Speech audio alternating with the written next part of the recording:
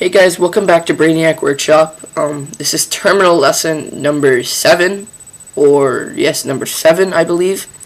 And this is actually going to be dealing with commands and other stuff that we've learned in the past, such as CD and nano. So if you haven't watched our previous videos, please go back and watch those other terminal lessons as we eventually build up to a climatic point in which we'll combine them, we'll use them all, and actually make a program that'll run every time we use it. So now we're going to be doing something today called compressing documents. Now you may have already heard of this. It's called zipping, or it's just actually called a zip file when it's in its compressed form. For example, I want to make a document, okay, onto the desktop. So first you would do CD desktop, and then I would make a text file. So nano brainy smart Control X, yes, enter. There's brainy right down there. Now I want to compress brainy. Now, the simple way of doing that is actually right-clicking on this and just hitting compress brainy, and there you have it. It's right there as a compressed zip file. Now, zip files, again, just if you don't know what they are, zip files, like they compress, take folders, take individual documents, they put them together and compile it as one thing that when you open, it opens all those individual things. Now, I have brainy. I just compressed brainy, and it was easy. It was efficient. Now, there's another way you can do it through terminal, and it is probably a longer way and a harder way to do it. But however, there is something else that you can add on you can't do through just right clicking, which is called encryption. You can actually have a passcode for your zip file, which is pretty nifty. Now, to just simply compress a file, or like this text file, to simply compress it through terminal is relatively simple. To do that, you have to do this. You basically follow this command, which I'll describe in a moment. Zip ./brainy.zip space /brainy. What does this mean? Now, the beginning word tells you to zip, to compress, which is what you really want to do. The / is like a directory shortcut. Now, because we're doing everything through the desktop, we need to use this directory shortcut in order to compress the file that's on our desktop, and that's why we also had to do CD desktop. As it's easier to see everything on the desktop and have it all together on the desktop. So that's why to compress it, you always probably want to have this /. It's essentially a directory shortcut. This is what it means. So now you essentially, what this is telling you is you're zipping something, zipping this through, which is on the directory, which is on the desktop, or on the directory, symbolized by the /. And you're taking brainy and forming it into brainy.zip. So just to recap, this means to zip the actual thing that you want it to do. The end part is telling you what's being zipped. Okay, this is telling the // tells you, okay, it's being zipped in this directory. It's like a directory shortcut.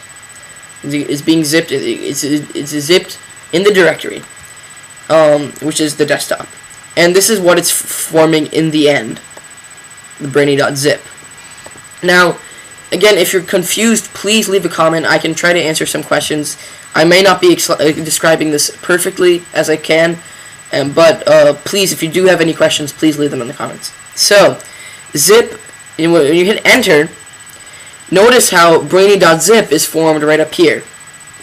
You click on it, and it opens my brainy, whatever was written, which was smart. So that's really it. Now, say if I want to add something else. Again, I want to add it. I make another thing. You have to add it if you want to add it to this. So I'm going to make another thing called Brainy2. And now keep in mind that it has to have the same base name, meaning that it has to have the same Brainy in it, and followed by a number, meaning it's the second one or the third one or whatever. So because there will be an argument as if it doesn't have the same name in that sense. So just if you have the second if you're adding another document, this is your second one, you add a 2. You're adding your third document, you put a 3 after the name, so on and so forth. So I'm just gonna write whatever I want to write in here. Smart. Control X, yes, enter. And Brainy2 is right there. Brainy2. Now I want to add Brainy2 to Brainy.zip, which is also you do a similar step. Now keep in mind, remember, what we're doing here is we're zipping this to form this. So using the same idea into this, using the same idea, you're going to be zipping. This is what you're zipping it into, Brainy.zip, and this is what you're actually zipping, Brainy2. So this portion tells you what's being zipped, and this is where, and the middle portion is telling you where it's being zipped to. Now, if you hit enter, you will notice that it's added Brainy2. And now when you click on Brainy.zip, instead of opening that, it'll actually open a file in which contains Brainy and Brainy2. Oh, that's pretty cool. Let's delete these to save space. Now you can actually, now say I want to add something else, but now I want to actually encrypt it. So I want to add like another file, but I don't want anybody to get it. I want it to be password locked. So for example, I'll make another document, Brainy3. Alright, smart, whatever. Control X, yes, enter. So Brainy3 is right there. And now I want to put Brainy3, but I want it to be password locked. So it's actually relatively simple and it actually makes sense. So it's zip. Instead of having just /, you're writing -e, meaning encryption, as you can even see the E there too. So, and then you do the normal thing. So, this again, the middle portion tells you where it's going to, which is Brainy.zip. And the final portion tells you what's being zipped, which is Brainy3. Now, you hit enter, it's asking for a password. Now, you put in any password you want to put in. Put in a password, verify password, done. It's stored. Now when you click on Brainy.zip, you'll notice that it's unable to unarchive it because the operation is not permitted, meaning that it's password locked. So now if you have a really important document that you don't want anybody to touch, it can be encrypted so nobody touches it. Now if you want to get into it, it's actually really simple. All you do is type unzip, which sounds pretty practical, and unzip and the name of what you're unzipping, which is Brainy.zip. Now you hit enter. It's asking. It doesn't ask for the password as I've just put it in. So, for example, if I were to wait like maybe several minutes or like 15 minutes, go somewhere, come back, it may ask for the password.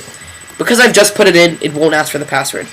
I don't want to do anything with it, so I'm just gonna say I don't want to replace it. No. And everything is extracted, and now it's even asking for the password for Brainy3. So the password for Brainy3 is 426. And no. So it did actually after all ask for the password. So apologies. So you're not when you put in an individual document, it's encrypting that individual document. It's not encrypting the entire thing. Just to clarify. And yes, so that's really it. If you're confused at all, have any questions, just please leave it in the comments below. And yeah, please subscribe, comment, rate, and we do appreciate all the feedback to improve our videos, to make sure that we're giving you the best kind of lesson so that you can understand it. And well, thanks. Alright.